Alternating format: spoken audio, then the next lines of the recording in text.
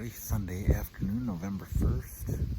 And after a very chilly morning with super high winds, we have temperature trending upwards, wind speed trending downwards, so still upwards of 20-mile-an-hour gusts. And I have high hopes for this evening. I am standing behind the white oak.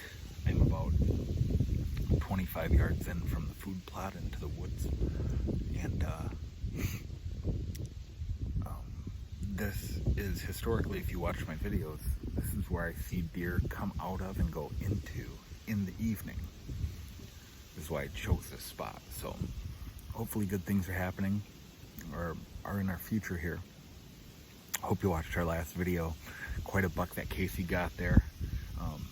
He has been integral in helping me put together the hunting plan that I'm following with putting in food plots and just advice.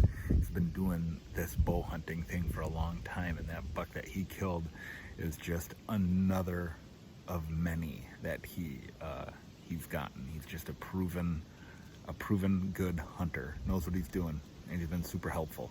So hopefully his advice pays off, but ultimately it's up to me to execute, to play the wind properly, and to choose the correct spots. So I'll follow up with you after dark. So I watched this doe coming down the neighbor's fence line, and at this point she has just come across. My tree stand is about 15 or 16 feet in the air, and at this point she sees me. You can tell she is not liking what she sees very much at all. She is cautious, ears perked, all attention on me.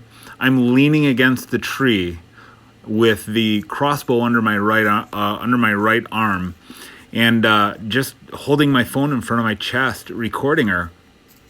So I made a video about the importance of camouflage, or not necessarily the importance of it, but how camouflage can be a bit of a scam. So here the important thing is that I had the kind of camouflage that just breaks up my shape. She knew something didn't look right, but she couldn't put her finger on exactly what it was. So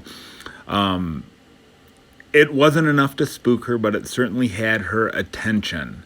And you can see that the whole way she came through before I started recording, she was being very careful, ears moving around. And when a doe comes through like this, especially this time of year when we're getting close, we're only about 5 days away from the peak of the rut, I am just watching to see what she's watching. I'm paying attention. Now at this point, she's 20 yards away. That tree that's to her right is 20 yards away. So, but when this deer is coming through, and she's clearly by herself, she doesn't have her fawns with her, I'm just paying attention to what she is paying attention to. The wind had completely died down at this point, and I just want to find out what she's looking for. Is she looking for anything behind her, which may be fawns or a buck?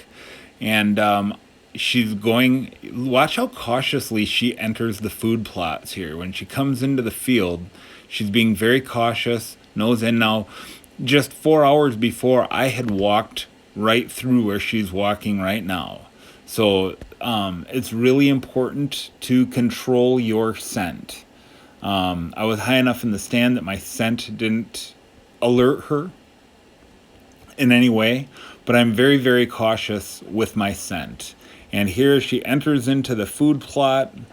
She has kind of let her guard down, and she's still looking around. She still is paying attention to what's happening in her world. She's on high alert. She's even still looking back toward me. But I just want to watch her and see what she is looking for. The wind had died down. I could hear a lot. So if anything was coming from behind me like she had, I heard her coming, which is, how I had so much time. So I'm just paying attention to what she is paying attention to. And as you can see, though she knew something was wrong, it wasn't enough to scare her away. And we had this awesome encounter with this doe.